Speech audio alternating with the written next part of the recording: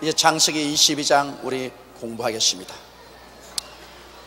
그 일 후에 하나님이 아브라함을 시험하시려고 그를 부르시되 아브라함아 하시니 그가 가로되 내가 여기 있나이다.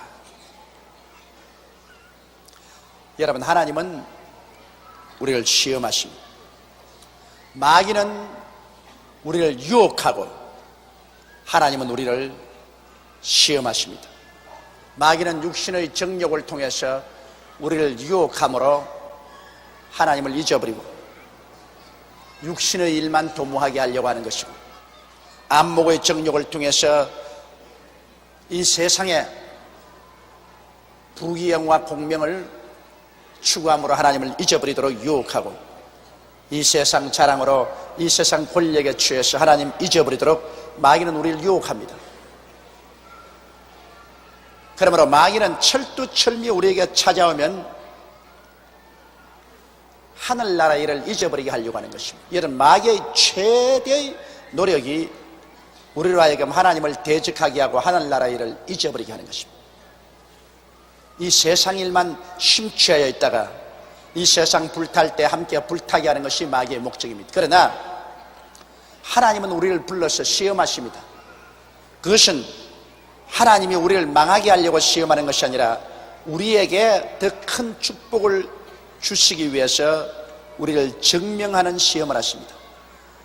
여러분, 학교에도 학생들 끊임없이 자꾸 시험치게 하잖아요. 어느 학교든지 자꾸 학생들에게 시험치게 하는 학교는 그 학교 선생들이 학생들 잘못 가르치는 겁니다. 자꾸 시험을 치게 해야 애들이 시험에 합격하려고 공부를 아주 열심히 하고, 그리고 공부를 열심히 하면 지적으로 성장하고 발전하는 것입니다. 이와 같이 우리 하나님도, 하나님이 사랑하는 사람은 계속해서 그 생애 속에 시험을 보내십니다. 그래서 그 시험에 합격하려고 우리가 더 열심히 기도하게 하고 성경을 읽게 하고 깨어서 신앙이 성장합니다. 여러분, 시험이 안 다가오면 너나 할 것 없이 사람은 게을러지고 마는 것입니다. 등 따쓰고 배부르면 편안해지면 그만 기도도 덜 하게 되고 주님도 다급하게 부르지 않게 된다고. 사람이 답답해지면 새벽잠이 어디 있어요? 밤잠이 어디 있어요? 산 험한 바위를 하면서 기어 올라가서 기도하는 것도 조금도 어렵게 생각하지 않습니다. 이러므로 우리에게 여러 가지 시험이 다가오면 이상한 일 같이 생각하지 말라고 말했었습니다. 시험을 통해서 우리 신앙이 순수해지고 우리가 깨어져서 하나님 중심으로 더 서게 되는 것입니다. 인간은 아담과 하와 자신으로 태어났기 때문에 무섭게 인본주의입니다.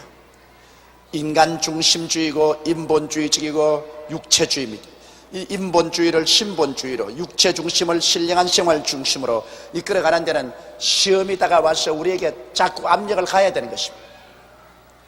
그래서 시험에 낙제하면 또 얻어맞고, 그리고 또 일어나서 또 시험을 치고 그렇게 해야 되는 것입니다. 그런데 하나님은 이 아브라함 같이 위대한 신앙인도 시험을 하시는 것입니다. 반드시 여러분, 우리가 시험에 합격해야 우리는 한 계단 신앙이 나아지고 더 깊은 축복을 받습니다. 하나님께서는 여러분에게 큰 축복을 주기 전에는 반드시 시험을 치게 하는 것입니다. 시험에 낙제하면 축복 못 받습니다. 시험에 합격하면 하나님이 약속한 축복을 주시는 것입니다. 우리의 믿음은 반드시 하나님이 시험해 보십니다. 시험을 통하지 않은 믿음은 믿음이 아니라는 것을 여러분 꼭 알아야 됩니다. 아무리 여러분께서 주여 믿습니다라고 고함을 쳐도 하나님은 그 고함 소리를 가지고 인정 안 합니다. 그 믿음을 시험해 봅니다. 믿음을 시험해 보고서 하나님이 은혜를 주셔요. 여러분께서 그렇지 않습니까? 물건을 얹어 놓으려고 할 때 그 물건을 넣는 대가 튼튼한지 안 튼튼한지 한번 눌러보고 흔들어 보고 하지, 아주 갈대 같은 다리를 가진 책상에 여러분께서 아주 귀한 텔레비전이나 VTR을 갖다가 얹어가 왁상 무너져서 박살이 나도록 하지는 않을 것입니다. 반드시 귀한 물건 얹기 전에 그것이 받침대가 튼튼한지 안 된지 반드시 흔들어보고 눌러보는 것입니다. 우리 하나님의 귀한 축복을 주기 전에 반드시 여러분을 눌러보고 흔들어보고 밀어보고 당겨보고, 그리고 여러분이 시험에 합격하면 주시되 시험에 합격하지 못하면 아직까지 멀었다, 그렇게 말한 것입니다. 아브라함은 제일 처음 75세 때 시험에 왕창 낙제를 했습니다. 하나님께서 내 전토 친척 아비 집을 떠나 내가 내게 지시할 땅으로 가라고 했는데 그가 전토도 안 떠났습니다. 전투에서 모은 모든 재산을 수레에다 실었죠. 친척을 떠나라고 했는데 친척을 안 떠났습니다. 왜냐하면 그곳에 있는 친척과 얻은 영혼들을 다 데리고, 아비 집을 떠나라고 했는데 아비 집을 안 떠나고 조카 롯을 데리고, 그리고 가나안 땅으로 갔었습니다. 시험에 완전히 낙제하고 말았습니다. 그렇기 때문에 하나님께서 너는 아직까지 가나안 땅을 얻을 만한 자격이 없다, 너는 시험에 낙제했다. 그래서 가나안에 가기는 갔는데 무서운 가뭄이 다가와서 아브라함이 하나님께 순종하지 않았으므로 큰 채찍을 맞았습니다. 시험에 낙제하면 채찍을 맞아요. 그래서 그는 가져온 것 다 흩어버리고 결국에는 자기 아내와 롯을 데리고 애굽으로 내려가서 참담한 체험을 하게 된 것입니다. 그런데 그 후에 많은 시험을 겪어서 아브라함은 이제 아주 연단을 받았습니다. 그런데 아브라함이 약 한 120세쯤 되었을 때 하나님께서 아브라함을 이렇게 시험하는 것입니다. 사랑하는 성도 여러분, 여러분도 반드시 하나님이 시험하십니다. 반드시. 저는 저희 경험에 의해서 우리 교회가 한번 발전할 때, 교회 큰 일을 하려고 계획했을 때 반드시 시험이 옵니다. 이러므로 이제는 교회 큰 일을 계획하기를 나는 두려워하고 있습니다. 어떤 시험인지 그건 내가 계산할 수 없어요. 그러나 내게 굉장히 괴로운 시험이다고 합니다.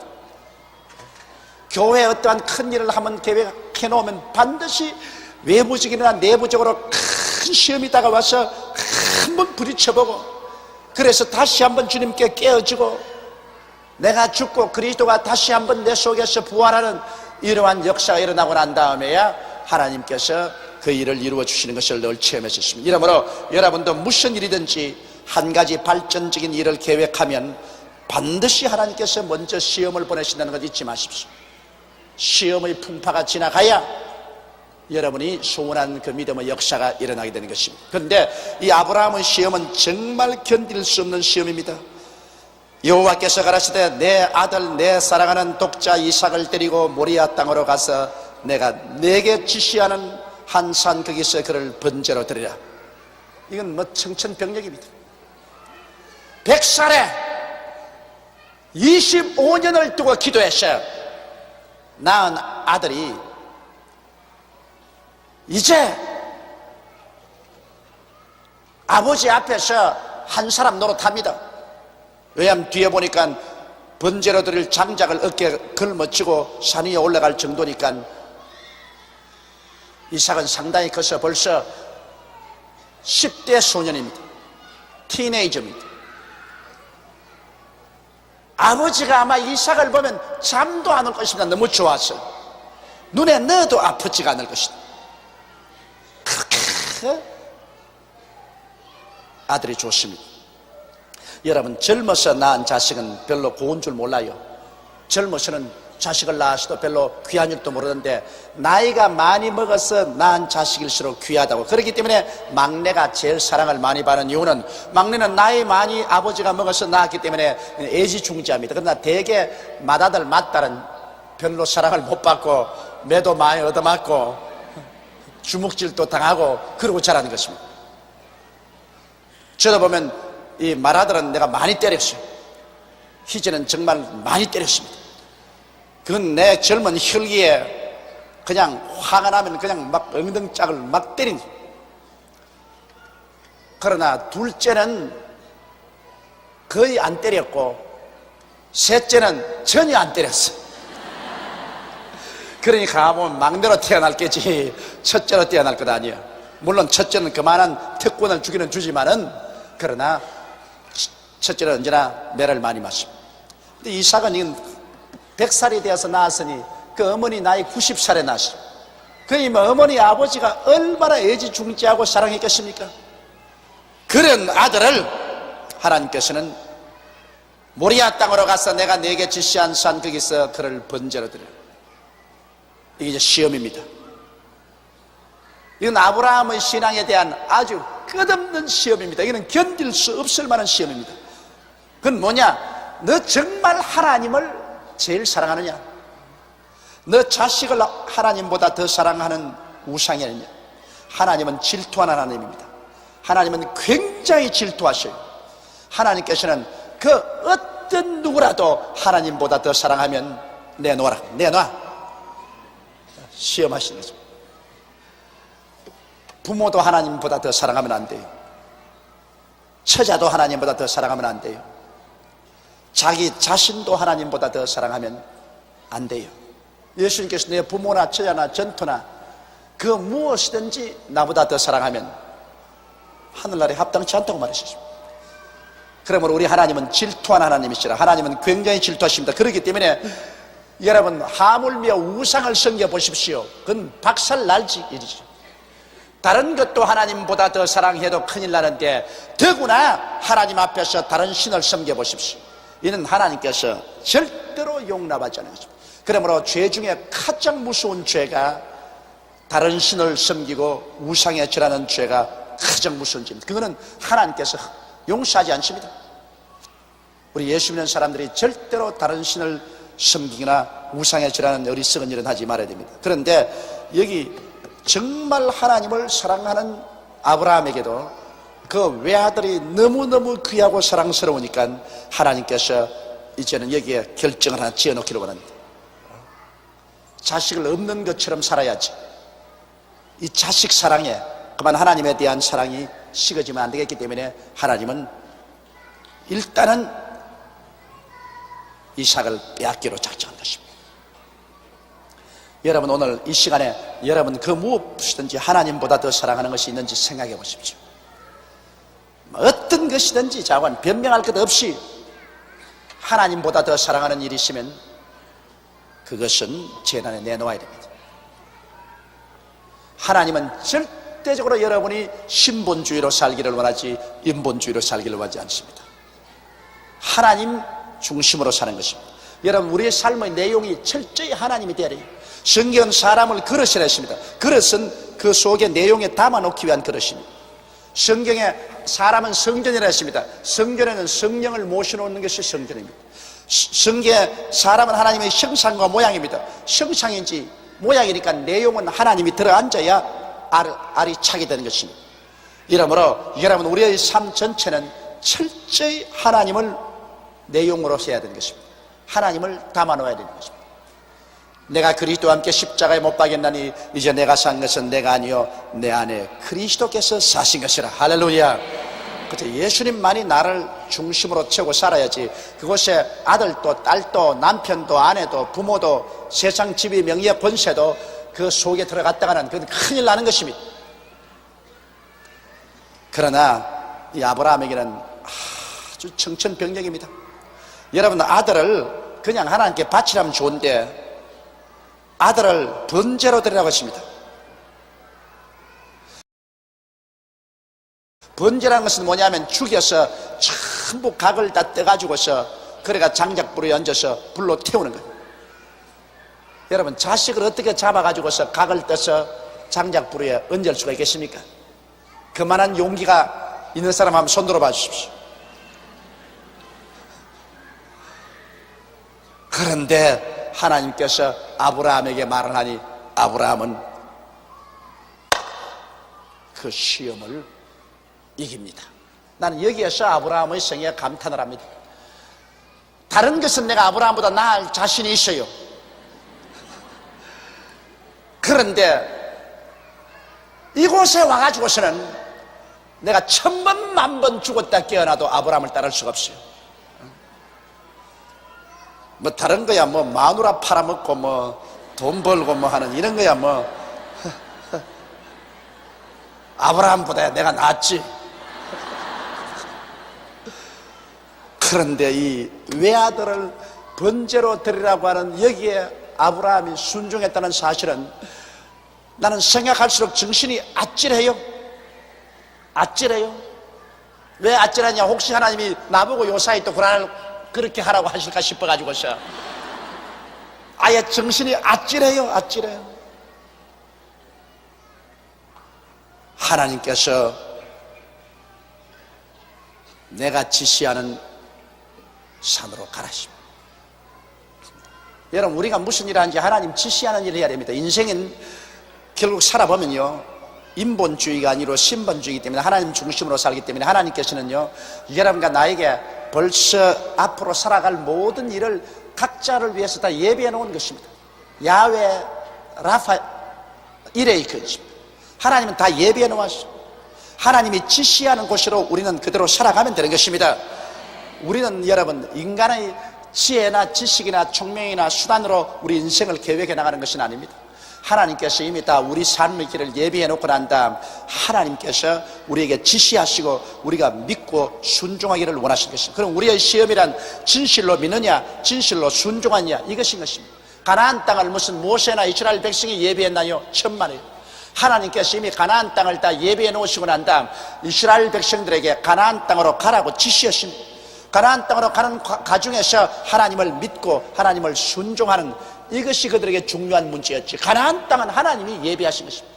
성경에 뭐라고 했습니까? 고린도전서 2장 9절에 하나님이 자기를 사랑하는 자를 위해서 예비해 놓은 모든 것을 눈으로 보지 못하고 귀로 듣지 못하고 마음으로도 깨닫지 못했다는 것 같으니라. 그러나 하나님이 성령으로 이것을 우리에게 보여주셨으니 성령은 하나님의 깊은 것이라 통달하시냐고 말하셨습니다. 제가 예수를 믿고 젊었을 때는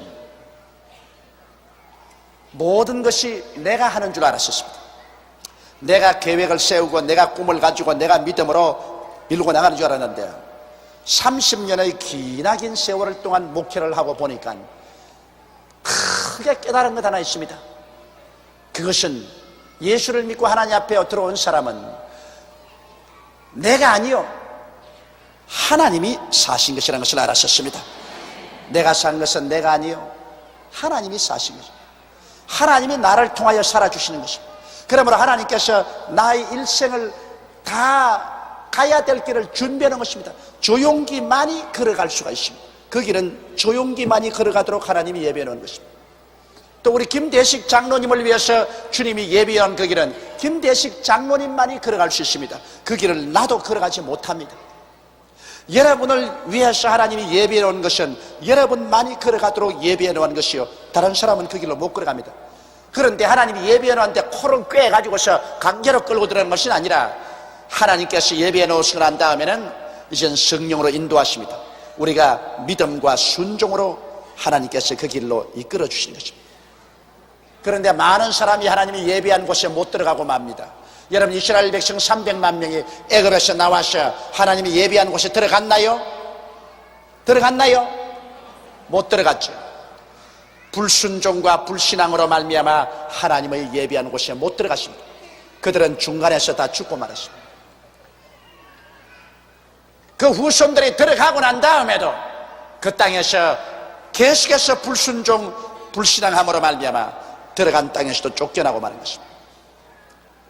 이러므로 오늘날 하나님이 자기를 사랑하는 자를 위해서 예비해 놓은 모든 것을 눈으로 보지 못하고 귀로 듣지 못하고 마음으로 깨닫지 못했는데 이것을 하나님께서 성령으로 우리를 이끌어 가시는 것인데 여기에 완전히 내가 깨어져서 믿음과 순종으로 하나님 따라가는 사람은 하나님께서 한 발짝 두 발짝 하나님이 예비한 곳으로 이끌어 주시는 것입니다.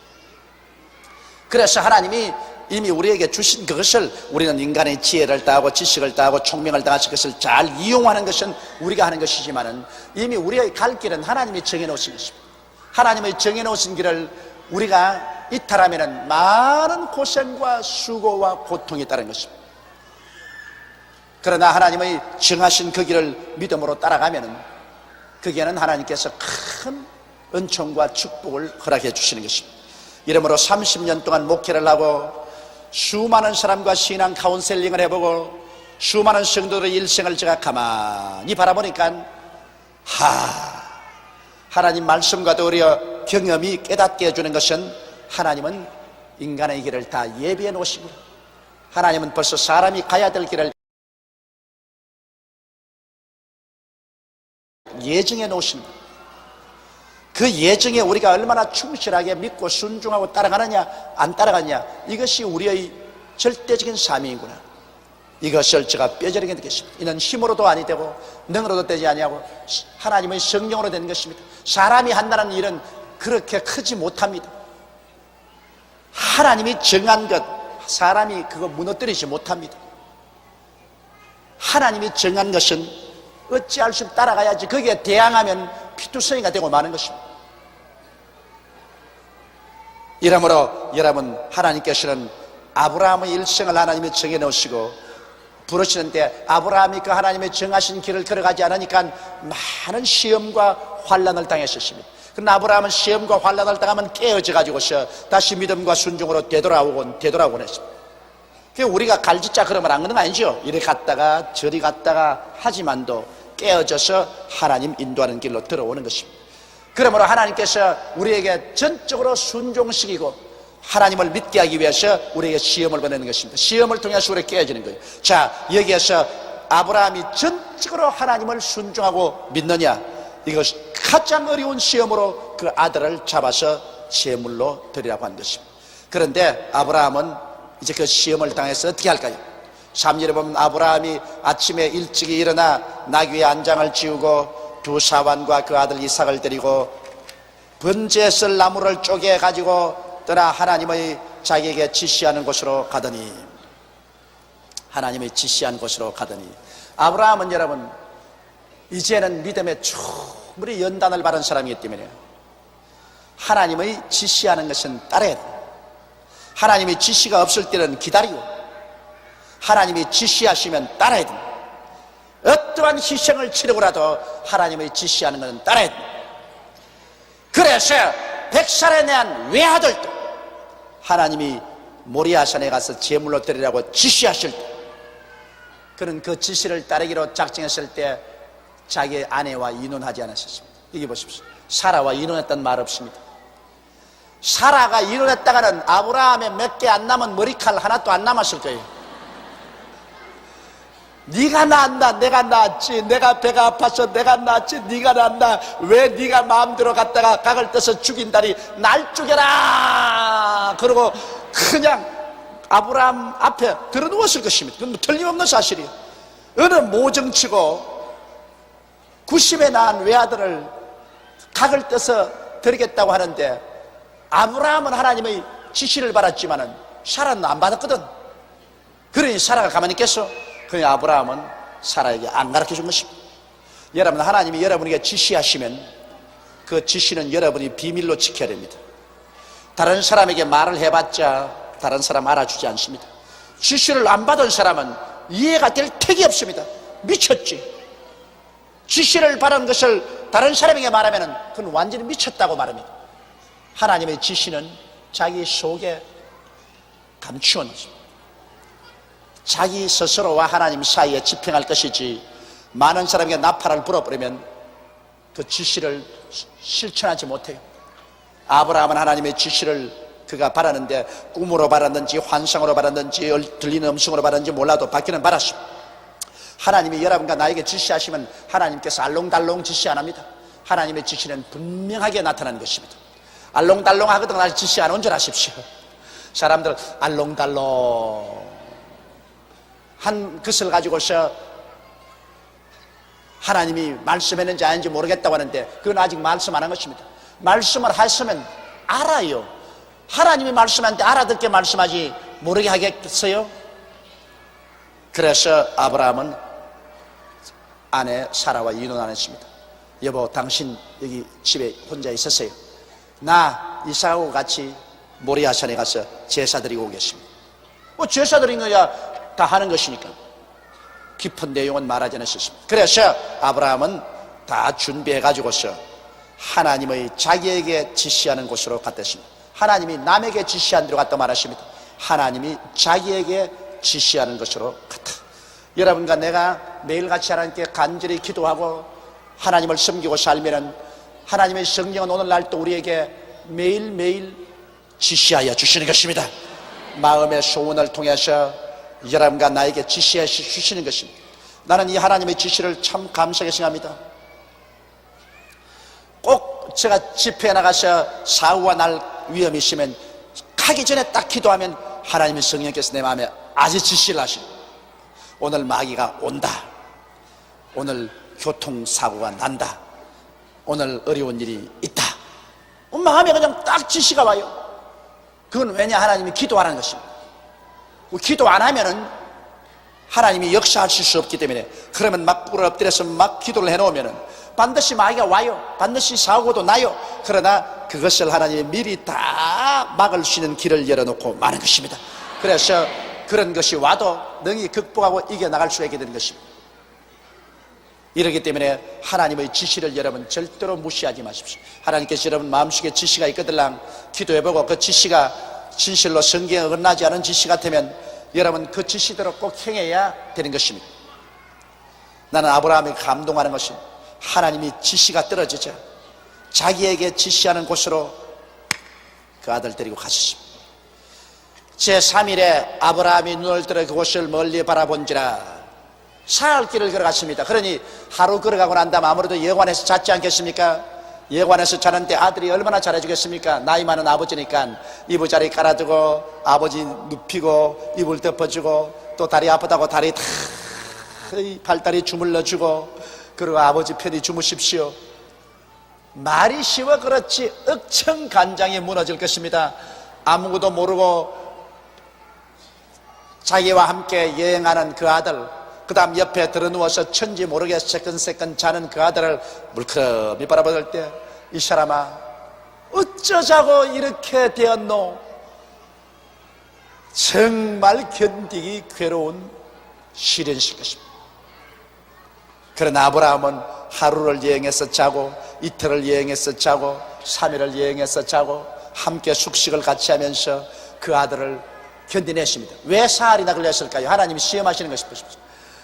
보통 사람 같으면 하루쯤 가다가 이틀째는 아이 그만두라 가자 내가 천당을 못 가더라도 내가 너를 어떻게 죽이겠노?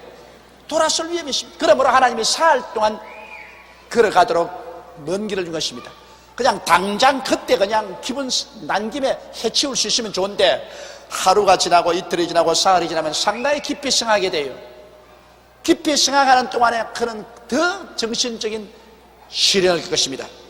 이것이냐 저것이냐, 그만 돌아갈까 순종해볼까, 돌아갈까 순종해볼까, 돌아갈까 순종해볼까, 하루에도 골백 번 더 생각했을 것입니다. 그러나 사흘 동안에 아브라함은 그 많은 정신적인 시련 가운데서 그런 하나님의 지시대로 따르기로 결심한 것입니다. 그것은 아브라함의 생애 속에는 자기 아내보다도 자기 자식보다도 하나님이 더 중요했었습니다. 그는 하나님이 절대로 더 중요했었습니다. 그러므로 하나님의 지시대로 그는 따르기로 결심한 것입니다. 이 말은 쉽지만은 실제로는 참 그렇게 어려울 수가 없어요. 사랑하는 성도들 여러분, 여러분도 하나님의 지시하는 대로 따라 사세요. 그게 그렇게 힘듭니다. 그러나 그 하나님 지시대로 살면은 하나님이 책임을 져주시고 하나님이 예비한 것으로 이끌어 주시는 것입니다. 이에 아브라함이 사환에게 이르되 너희는 나귀와 함께 여기서 기다리라. 내가 아이와 함께 저기 가서 경비하고 너희에게로 돌아오리라 하고, 그 자식을 죽이는 것을 사환들에게 보이고 싶지 않았어요. 보통 같으면 사환 데리고 가요. 그러나 산 밑에 오자 그 자식을 자기 손으로 죽이는 것을 어떻게 사환에게 보이겠으며, 또 뭣도 모르는 사환들은 달라들어가지고 와이고 아브라함이 우리 주인이 미쳤다고, 이 주인들은 왜 이랬습니까 하고 허리춤을 잡고 잡아 당기고 할 것 아닙니까? 그러니 하나님의 지시한 것을 시행할 때는 자기 가족에게도 인원하지 말고 사환에게도 인원하지 말아야 됩니다. 자기가 집행해야 돼요. 그래서 사환들조차도 산 밑에 두고서 너희는 여기 있으라. 나는 아이와 함께 하늘에 저 산 위에 올라가서는 경비하고 내려오겠다. 아브라함은 전혀 타협하지 않기로 결심을 했었습니다. 아브라함이 이에 번제 나무를 취하여 그 아들 이삭에게 지우고 자기는 불과 칼을 손에 들고 두 사람이 동행하다. 자, 이것이 여러분 이삭의, 여기에서 아브라함은 하나님 아버지를 상징하고 이삭은 그 아들 예수 그리스도를 상징합니다. 예수께서 여러분 여기에 탁 번제할 나무를 옆으로 지고 걸어가니 그 그림자가 무엇이 됐습니까? 여러분, 예? 서인 이삭이 옆에 나무를 짊어지고 걸어가니 그게 그림자가 뭐로 보입니까? 십자가로 보입니다. 십자가로. 바로 이것이 아브라함은 하나님 아버지를 상징하고 이삭은 예수 그리스도를 상징합니다. 하나님께서 예수 그리스도를 십자가에 우리를 위해서 몸짓고 피를 흘려 제물로 드린 것을 상징하는 것입니다. 그러므로 아브라함의 마음이 이삭을 드릴 때 그 형언할 수 없는 고통을 겪은 것처럼 하나님 아버지가 그 외아들 예수 그리스도를 보내셔서 십자가를 걸머지고 인류를 위한 제물이 되었을 때 그 아버지의 마음의 고통이 얼마나 형언할 수 없이 괴로웠겠냐는 것입니다. 여기에서 아브라함이 하나님을 사랑하는 것처럼 하나님께서는 인류를 사랑하는 것을 그를 통해서 보여주신 것입니다. 이삭이 그 아비 아브라함에게 말하여 가로되 내 아버지여 하니 그가 가로되 내 아들아 내가 여기 있노라. 이삭이 가로되 불과 나무는 있거니와 번제할 어린 양은 어디 있나이까. 이삭이 올라갔다는 생각에는 희한하거든. 원래 제사를 드리면 어린 양을 끌고 가는데 자 아버지가 안순에 불 들고 칼 들고 나무는 자기 짊어지고 가는데 어린 양이 없어요. 어린 양이 없어. 그래서 가다가 생각이 이상해서 아버지요 왜 내가 여기 있다. 글쎄 불도 있고 칼도 있고 번제할 나무도 있는데 제사 드릴 어린 양은 어디 있나이까. 이 아버지가 이제 죽음을 당합니다. 그런데 그때 아버지가 뭐라고 대답했습니까? 아브라함이 가로되 아들아 번제할 어린 양은 하나님이 자기를 위하여 친히 준비하시리라 하고 두 사람이 이에 함께 나왔다. 아브라함 대답할 것이 그밖에 더 있습니까? 번제할 어린 양은 하나님이 준비하신 네가 바로 번제할 어린 양이다.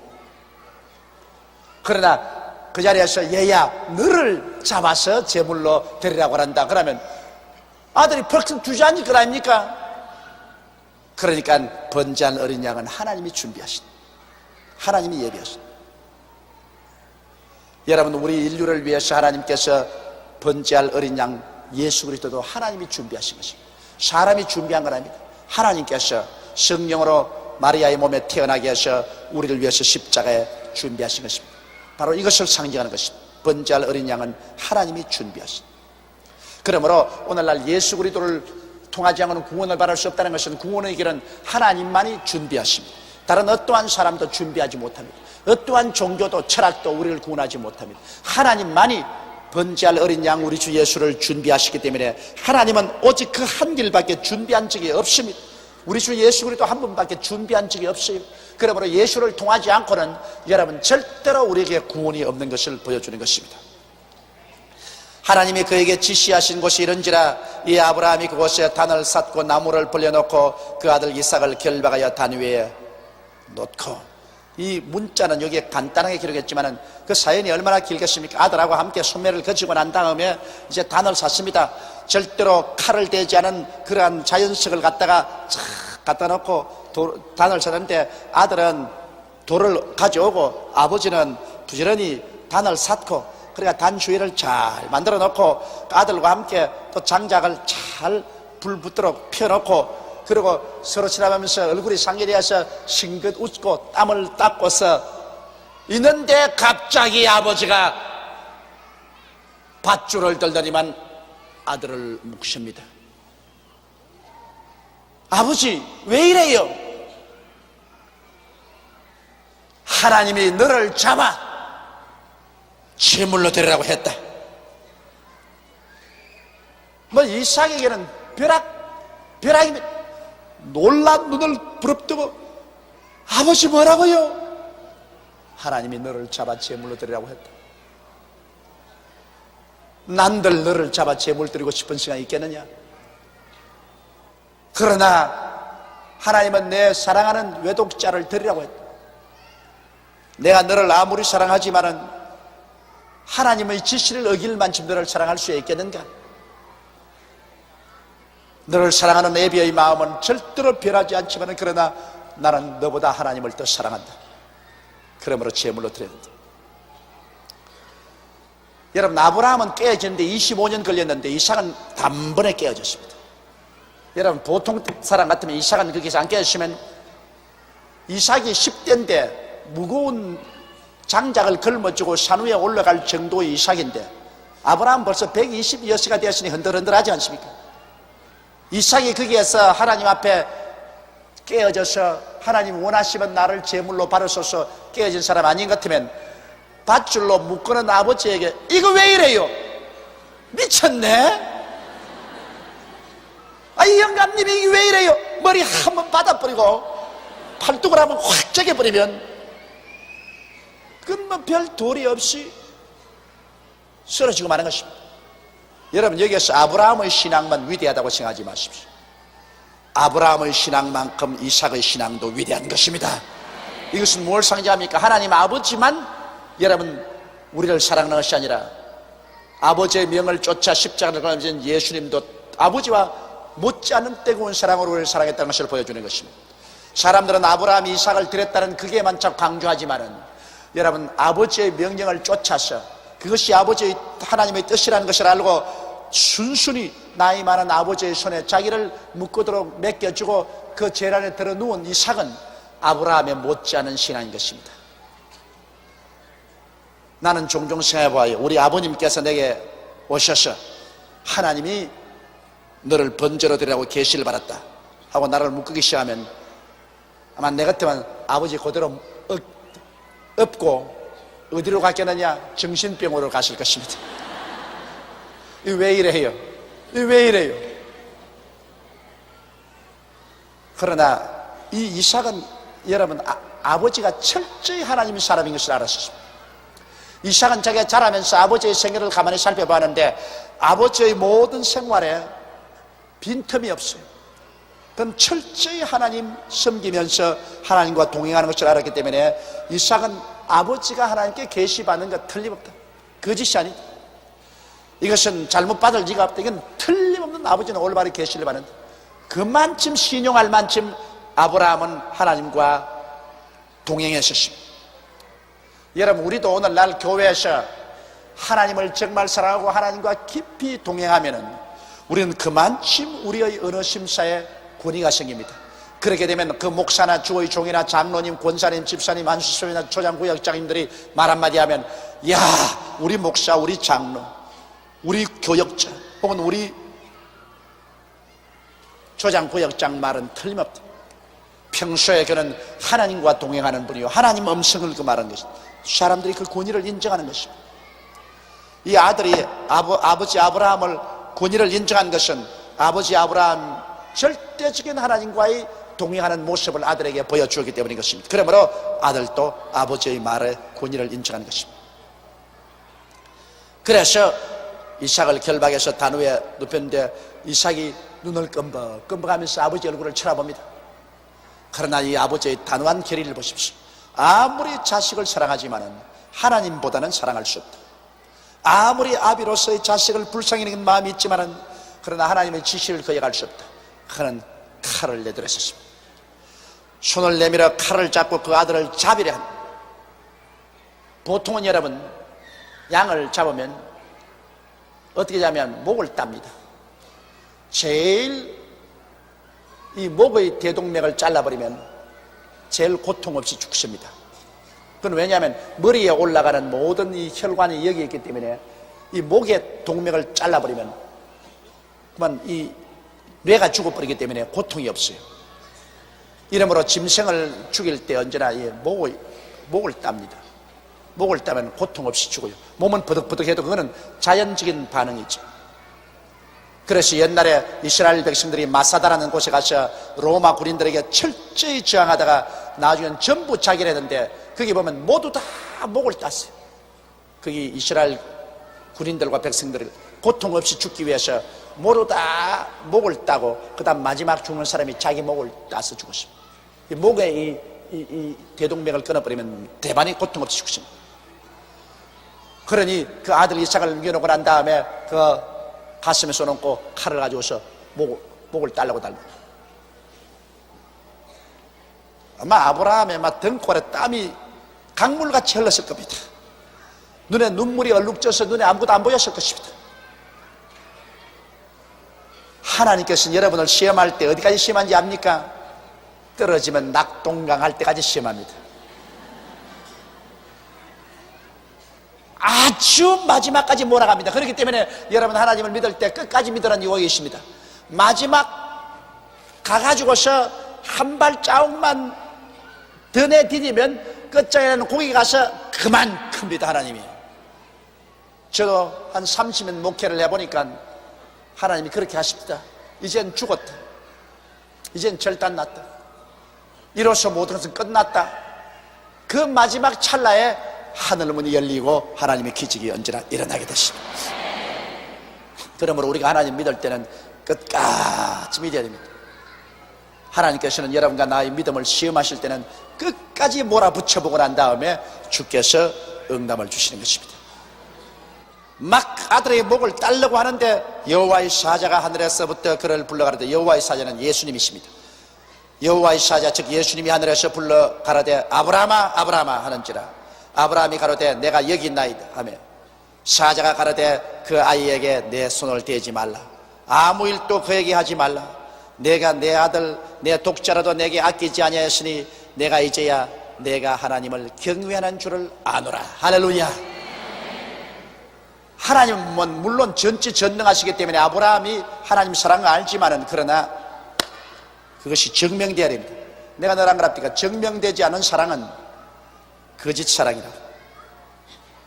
진실로 내가 당신을 사랑합니다, 진실로 사랑하는 사람 사이에는 내가 당신을 사랑합니다 그러면 그 말을 믿을 수가 있지만은, 그러나 그 말이 증명돼야 돼요. 증명돼야 돼요.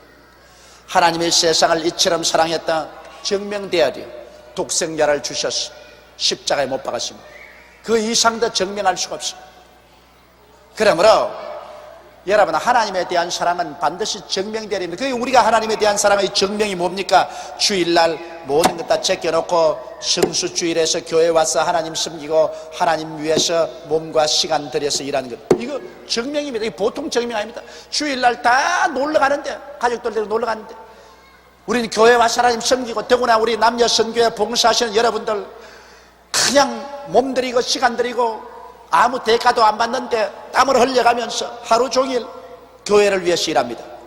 이거 증명된 사랑입니다. 100분 입으로 사랑한다는 거라도 이도 낫습니다. 또 내 수입에 11조를 떼는 것, 이 세상에 돈 안 좋은 것 어디 있습니까? 이 세상에 사람들은 육신을 가지고 사는 이상은 돈은 바로 몸의 피와 같습니다. 돈 좋아하지 않은 사람 없어요. 돈이 이 세상에 사는 데는 절대적인 귀중한 것입니다. 그런데 그 물질의 10분의 1을 떼가지고서 하나님 사업에 드릴 때, 이게 증명된 사랑입니다. 입술로 그저 주여 주여 하는 것이 아니라 증명된 사랑입니다. 증명된 사랑. 가장 큰 사랑이 여러분, 하나님 성수주의라고, 그리고 물질의 11조 드리고, 그리고 내가 시간을 내 가지고서 몸들여서 예수를 전도한다. 혹은 조장으로서 예수를 전도하고, 평신도로도 예수를 전도한다. 이러한 증명된 사랑이 있을 때 여러분, 사랑으로 말미암아 역사하는 믿음입니다. 이렇게 증명된 사랑의 행화를 할 때 그 사람의 믿음은 굉장히 강합니다. 그 사람이 주여 믿습니다고 부르짖으면 하늘이 진동합니다. 그건 왜냐? 하나님을 사랑한다는 것이 증명되어 있기 때문에. 여러분, 사랑할 때 그 믿음이란 보통 믿음이 아닙니다. 서로 사랑하면 절대로 배반 안 해요. 그러므로 서로 사랑한다는 것을 알게 될 때 그 신뢰감이라는 것은 말로 다 할 수가 없습니다. 이러므로 아브라함은 하나님을 사랑한다는 말 입으로 할 필요 없어요. 증명된 사랑입니다. 하나님이 그렇게 말하지 않았습니까?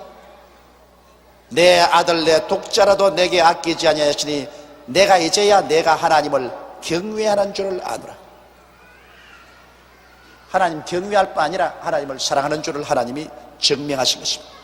그래서 아브라함은 하나님의 친구라고 말하고, 아브라함은 믿음의 조상이 된 것입니다.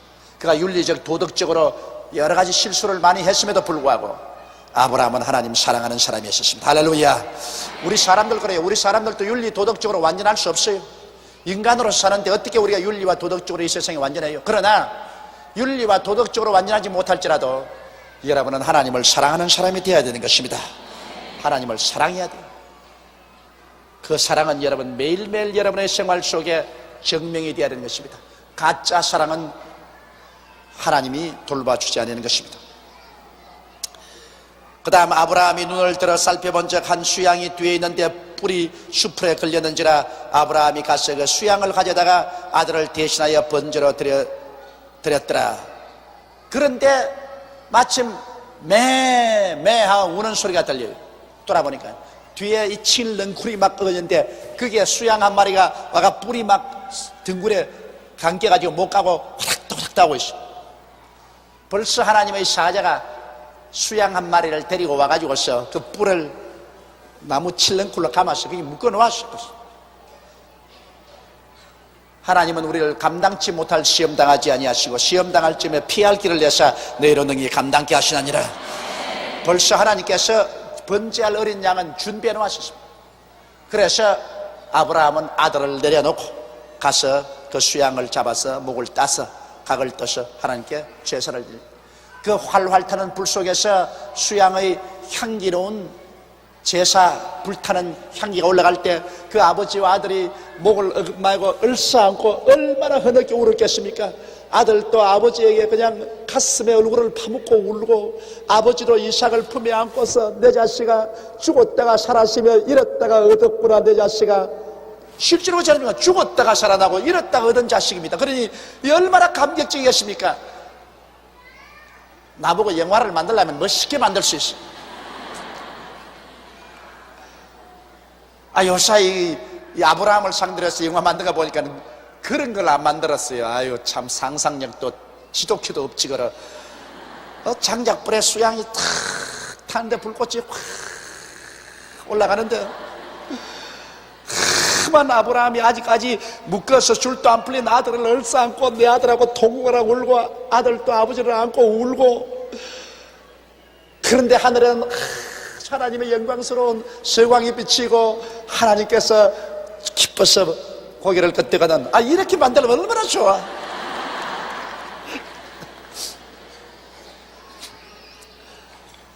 자, 그래서 번제를 드리고 난 다음 아브라함이 그 땅 이름을 야훼 이레라 하였으므로 오늘날까지 사람들이 이르기를 여호와의 산에서 준비되리라 하더라. 여러분, 여기에서 하나님이 당신의 이름을 계시했습니다. 야훼 이레 한번 따라 말씀하세요. 야훼 이레. 이 성경에는 하나님께서 사람에게 하나님의 이름을 구약성경에 7가지로 계시해 주셨습니다. 신약 성경 요한복음 17장 11절에 예수님께서 마지막 기도할 때 겟세마네 동산에서 이런 기도를 했습니다. 아버지여, 나는 이제 이 세상에 더 있지 아니합니다. 나는 아버지께로 가겠니와 이 내 백성들은 이 땅에 남아 있습니다. 그러므로 하나님께서 내게 주신 아버지의 이름으로 이 사람들을 보호하여 주옵소서. 아버지의 이름으로 보호해달라고 하는 것입니다. 예수님의 기도는 하나님께 반드시 응답받습니다. 예수님이 2000년 전에 아버지의 이름으로 이 땅에 남아있는 나의 백성들을 보호해달라고 했는데, 그 아버지 이름이 뭡니까? 구약성경에 보면 아버지 이름을 7가지로 하나님이 보여주는데, 그 첫째 이름이 야훼 이레, 하나님이 우리를 위해서 예비하신다. 그러므로 하나님은 이 이름으로 우리를 예비하셔서 보호해 주시고, 두 번째 계시된 이름이 야훼 라파. 한번 따라 말씀하세요. 야훼 라파. 하나님은 우리의 병을 고치는 하나님이시다. 또 세 번째는 야훼 니시. 한번 따라 말씀하세요. 하나님은 우리의 승리의 깃발이 되신다. 네 번째는 야훼 샬롬. 하나님은 우리의 평화가 되신다. 다섯째는 야훼 라. 크게요. 하나님은 우리의 목자가 되신다. 여섯째는 야훼 스디게누. 하나님은 우리를 이롭게 하신다. 일곱째 야훼 샴마. 하나님은 우리와 함께 계신다. 이 하나님의 이름을 7개를 주셨습니다. 예수님은 기도할 때 하나님이 우리에게 주신 7개의 하나님의 이름으로 내 백성을 보호하여 주옵소서. 그러므로 여러분과 내가 오늘 시험과 환난을 당할 때, 여러분이 기도할 때 이 하나님의 이름을 부르고 기도해야만 되는 것입니다. 이 하나님의 이름이 여러분의 피난처가 되고 산성이 되어주는 것입니다. 예수님은 아버지가 내게 주신 이름으로 이 백성을 보호하여 달라고 기도했기 때문에 이거는 이미 응답받았어. 그러므로 여러분께서 어려움을 당할 때 야훼 이레시여, 나를 위해서 예비하신 하나님이여, 예비한 길로 인도하시옵소서. 병들었을 때는 야훼 라파여, 나는 병들었습니다. 야훼 라파 이름으로 나를 고쳐주시옵소서. 내가 어려운 시련을 통할 때 야훼 니시시여, 승리자 하나님이시여, 이 시련을 통해서 승리하게 하여 주시옵소서. 내 마음에 불안하고 평안이 없을 때 야훼 샬롬이시여, 내 마음에 평화로서 채우소서. 예수 이름으로 기도합니다. 혹은 내가 어떻게 살고 걱정될 때는 야훼 라하시여, 나의 목자시여, 내게 부족함이 없도록 이끌어 주시고, 사망의 엄침한 골짜기를 당길 때 야훼 라, 나의 목자시여, 지팡이와 막대기로 나를 이끌어 주옵소서.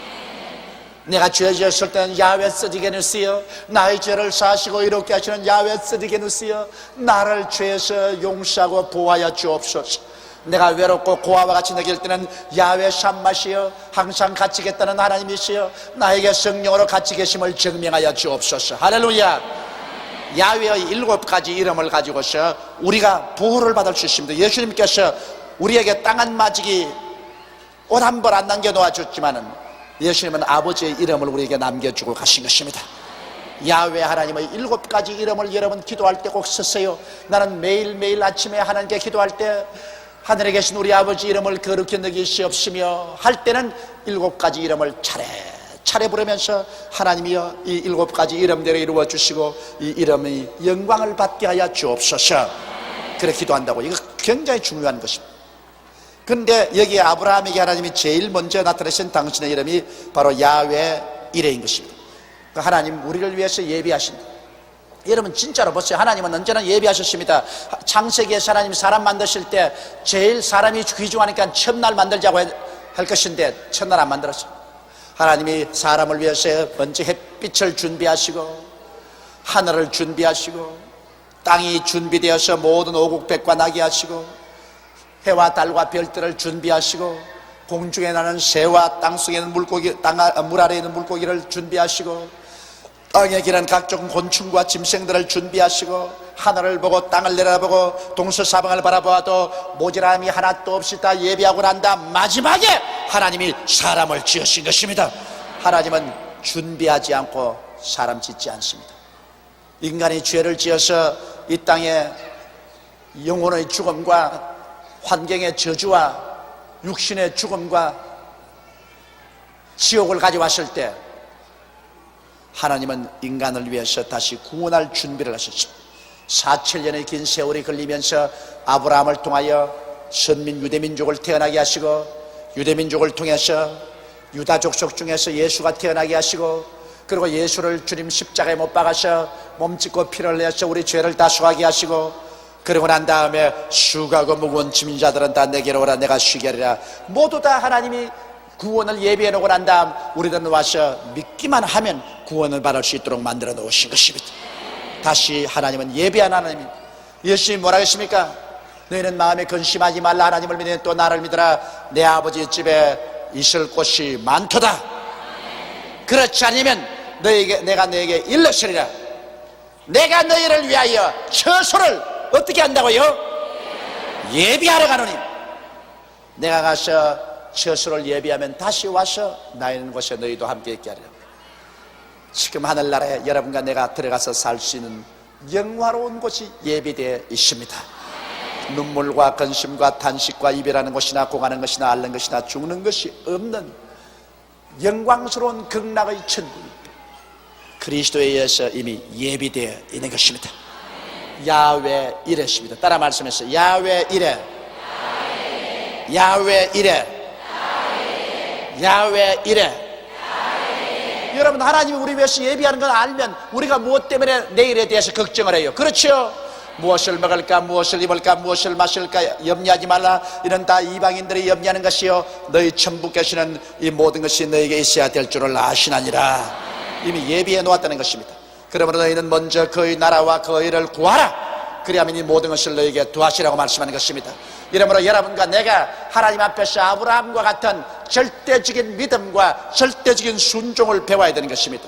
우리는 시련을 통해서 믿음과 순종을 배우고서 나가면은 하나님의 예비한 것이 우리의 것이 되는 것입니다.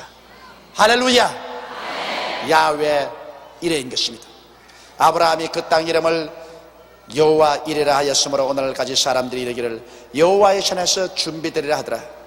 여호와의 사자가 하늘에서부터 두 번째 아브라함을 불러 가라사대 여호와께서 이르시기를 내가 나를 가리켜 맹세하노니 내가 이같이 행하여 내 아들 내 독자를 아끼지 아니하였은즉 내가 내게 큰 복을 주고 내 씨로 크게 성하여 하늘의 별과 같고 바닷가의 모래와 같게 하리니 내 씨가 그 대적의 문을 얻으리라. 또 내 씨로 말미암아 천하 만민이 복을 얻으리니 이는 내가 나의 말을 준행하였음이니라 하셨더라 하니라. 이에 아브라함이 그 사환에게로 돌아와서 함께 떠나 브엘세바에 이르러 거기 거하였더라. 여러분께서 하나님의 지시한 것을 성취하고 여러분께서 여러분의 하나님에 대한 믿음과 사랑이 증명이 되면은 증명된 믿음과 사랑에는 반드시 대가가 따라오는 것입니다. 증명된 믿음과 사랑에는 하나님의 축복이 반드시 따라오게 되어 있는 것입니다. 할렐루야. 하나님의 기적이 반드시 따라와요. 오늘날 여러분 우리의 하나님에 대한 사랑과 믿음을 증명하지 아니하고 아무리 축복을 달라고 기도해도 그것은 헛것입니다. 이러므로 제가 자꾸 여러분에게 믿음의 씨앗을 심고 하나님의 기적이 일어날 것을 기대하라고 하는 것은 믿음의 씨앗이라는 그 자체가 바로 여러분 증명된 사랑인 것입니다. 하나님 앞에서 내가 시간을 들여 몸 들여 물질 들여 믿음의 씨앗을 심음으로 말미암아 내가 진실로 하나님을 사랑한다는 증명을 하는 것입니다. 우리 하나님 앞에는 여러분 증명되지 않은 믿음은 믿음이 아닙니다. 눈에 보이는 믿음이 아니고는 믿음이 아니에요. 성경에는 하나님께서 언제나 그 믿음을 보고 내 죄사함을 바랐느니라, 그 믿음을 보고 내가 병 고침을 바랐느니라, 내 믿음대로 될지어다. 믿음이란 눈에 보이는 것입니다. 행함이 없는 믿음은 죽은 믿음인데 여러분 행하면 보이죠. 행하는데 안 보이는 것 있습니까? 믿음이란 반드시 행해야 되고 그리고 믿음이란 반드시 보이는 것입니다. 그리고 믿음이란 반드시 증명되는 것입니다. 아브라함이 그 믿음이 행함이 있었고 그 믿음이 하나님 앞에 증명된 사랑과 경외한 것이었습니다. 그 결과로 하나님께서는 아브라함에게 갚아주시는 것입니다. 주라 그러면 돌려줄 것이니 곧 후이되어 눌러 흔들어 넘치게 삼켜주리라. 하나님을 사랑하고 난 다음 하나님께서 사랑 도로 안 하는 법이 없습니다. 여러분이 하나님을 사랑하면 그 사랑에 응당하게 하나님은 또 여러분을 사랑해 주시는 것입니다. 하나님은 여러분 절대로 공짜를 안 바랍니다. 요사이는 공짜 바라는 사람이 하도 많아가지고서 뭐 음악회 한다면 전부 다 티켓 때 공짜로 올 줄 알고 있는데 공짜를 바라지 마십시오. 하나님 앞에는 구원은 전적으로 값없이 받지만은 축복은 믿음의 씨앗을 심음으로 받게 되는 것입니다. 그래서 하나님께서는 아브라함을 크게 축복해 주시고 그러고 난 다음 아브라함의 씨에서 온 천하 만민이 구원을 얻으려 했는데 아브라함의 씨에서 우리의 구주 나사렛 예수가 태어나신 것입니다. 그러므로 천하 만민 동시양을 막론하고 예수를 믿음으로 말미암아 복을 받게 되었으니 오늘 여러분과 내가 예수를 믿고 이 복을 받게 된 것도 아브라함의 충성 때문에 그렇게 된 것입니다. 이러므로 아브라함은 여러분과 나의 믿음의 조상이 된 것입니다. 아브라함은 하나님이 큰 축복을 받고 난 다음에 그는 아들과 함께 사환에게로 돌아와서 브엘세바에 이르러 거기서 거해야 되는 것입니다. 일 후에 혹이 아브라함에게 고하여 이르기를 밀가가 그의 동생 나홀에게 자녀를 낳았다 했더라. 아브라함이 갈대아 우르를 떠나왔는데 그 갈대아 우르를 떠나올 때 그가 그곳에서 안 데리고 온 사람이 있습니다. 그게 누구냐 하면은 자기의 동생인데 아브라함은 삼형제였는데 그 형제 중 한 사람이 죽었습니다. 그래서 그 형제 중 한 사람이 죽고 남긴 조카가 롯이었기 때문에 아브라함이 그 롯을 사랑했다고요. 아버지가 죽고 없는 고아이기 때문에 그 아버지가 없는 그를 조카를 아주 내 친자식처럼 사랑해서 결국 롯을 버리고 오라는데 못 버리고 늘 데리고 다니는 것입니다. 그런데 아브라함의 다른 동생이 있었습니다. 그 다른 동생의 이름이 나홀인데 그 나홀이 장가가서 얻어온 아내가 밀가인데 그 밀가에서 자식을 낳았다 소식을 들었습니다. 이건 아브라함의 작은 집이죠. 작은 집에서 이 조카들이 많이 생겼다 했더라. 그 이제 맏조카가 그 동생의 맏아들은 우스요, 우스의 동생은 부스와 아람의 아비 그무엘과 게색과 하소와 빌다스와 이들랍과 부두엘이라. 이 8사람은 아브라함의 동생 나홀의 처 밀가의 소생이며, 부두엘은 리브가를 낳았고 나홀의 첩 루마라는 하는 자도 데바와 가함과 다스와 마가를 낳았더라. 그래서 여기는 아브라함 이야기를 하다가 보니까 아브라함의 동생의 집안에서도, 고향에 두고 온 동생의 집안에서도 조카들이 8명이나 생기고, 또 아브라함이 본처 이후에 아브라함의 동생이 본처 이후에 첩을 얻어서 첩의 자식도 루마라 저도 데바와 가함과 다스와 마가를 낳았습니다. 그래서 아브라함의 동생만, 아들만 12명을 낳았다. 참 많이 낳기도 했다. 그러다 먹이고 입히고 공부시키려면 돈 많이 들겠어요.